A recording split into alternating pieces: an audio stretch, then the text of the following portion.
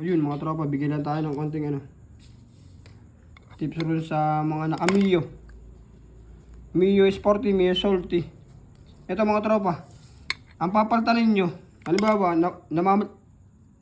namalyang ninyo, ang motor ninyo, namalya. Wala namang butas yung yung vacuum, diaphragm. Meron rito yun mga tropa, vacuum. Yung goma, tas dito, yung diaphragm na maliit. Ngayon mga tropa, ang papalitan lang ninyo dyan, base sa aking karanasan, marami na akong nagawa mga tropa.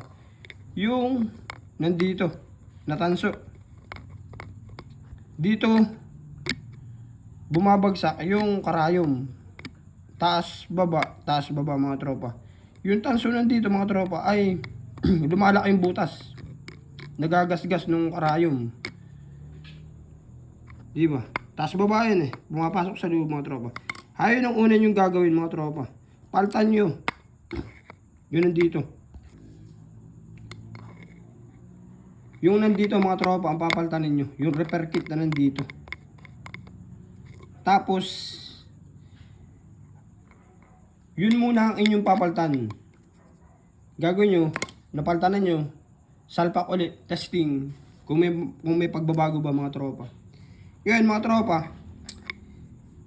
Kung saaling konting may palya pa, yung karayom naman, ang susunod yung papalitan mga tropa, yung karayom. Yung nandito sa piston, di ba may piston dito, yung diaphragm, vacuum diaphragm. Ayun ang papalitan yung mga tropa, kasi yung karayom nagagasgas, di ba?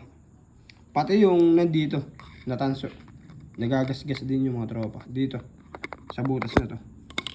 Marami na unagan yung mga tropa. Okay naman mga tropa. Goods ang kinakalabasan.